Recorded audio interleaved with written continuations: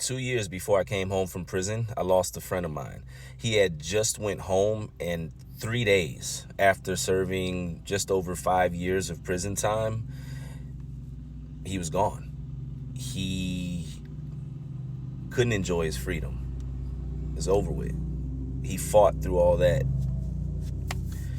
Basically, what happened, in short, and why I want to tell this story in a sped up way, if you will, out of respect, and I'm going to change his name, is it needs to be noted that there is a serious problem when it comes to addiction and substance abuse within prison walls, and it's translating to outside of them, and it's impacting not just the individuals but families, communities, and more. And there's no real help piece in place behind prison walls when it comes to substance abuse or mental health.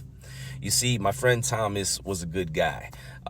In his 5 years of doing time, he wasn't in there for anything, as I would say, super serious, nothing violent, anything like that. He was just somebody that maybe had ran into trouble a couple of times with the law.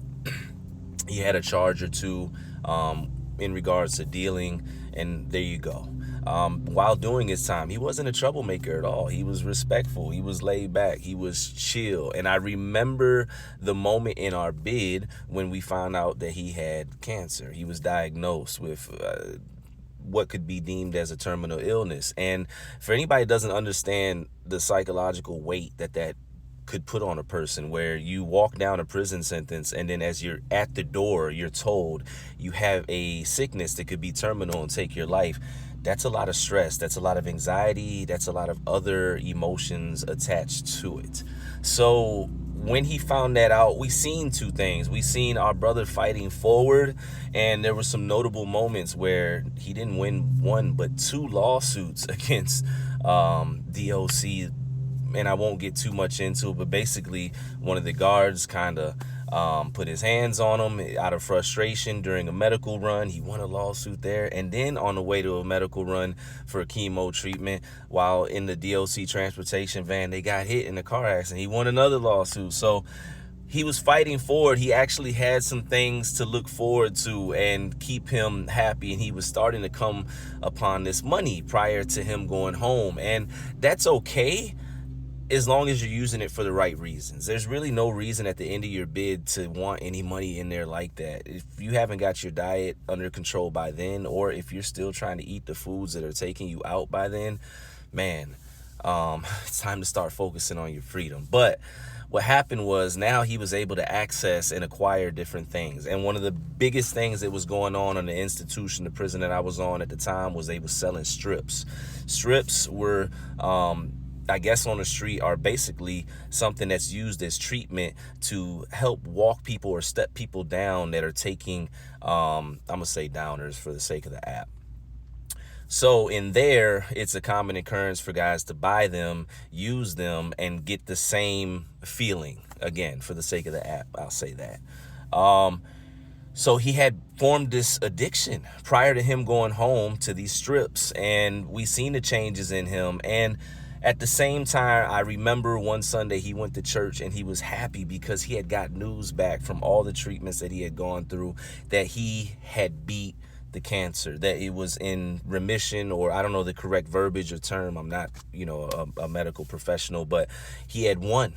So now he was getting ready to go home, had beat cancer, and had some money because of these two lawsuits he won. But like some of us, a lot of us, when we come across money, we don't necessarily know what to do, how to manage, how to live life, or be disciplined enough not to use that money to maybe go into certain things that we desire, that we shouldn't be a part of. And again, the addiction was there, and it didn't stop. And I remember him going from church, celebrating, being prayed over, to that night. And I'm not judging, because it happens to so many people battling with addiction, and addiction won that night. Eventually, he'd be able to go home, and we celebrated. We were happy for him. And I remember the day he went home, he called, or excuse me, one of us called him, and we heard him. He's like, man, it feels so good to be out here, to be free. Man, I'm going to come holler at y'all, stay in touch. The normal, I'm finally free call to the homeboys from the outside. Mandatory must if you're a real one. And we were happy. And I remember we were supposed to check back in with him, later in the week once he got settled, and we were looking forward to the call. And when we started to try to call him, about 3 days later, there was no answer. And essentially, I can speak about it now. One of his homeboys called out into the street and found out that our friend was no longer alive. And that what had happened was he had took his addiction from inside the wall to the outside of the wall. And instead of dealing with the strips, he had reached for some stuff that makes you feel down. I'll say it like that. There's a carryover when it's not treated. And if you're dealing with a substance abuse while you're incarcerated, if there's no plan in place for you to stop, how will you stop when you have even more of your freedom? Because what happened was he thought his body could take the amount that he used to put into his system prior to his incarceration. We did not know that he had a problem prior to, which maybe now, well, of course, that makes sense as to why he had gravitated towards the strips once he had money. Well, his body couldn't take it, obviously. He went out. And here's the really, really sad part about it all.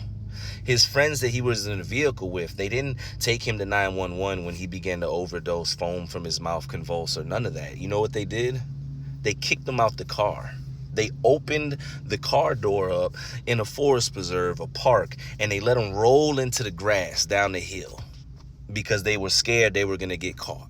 And they knew he had just came home and he was on probation. And to be honest with you, I don't even know if he was able to report to his PO for the first time. That's how fast he was gone.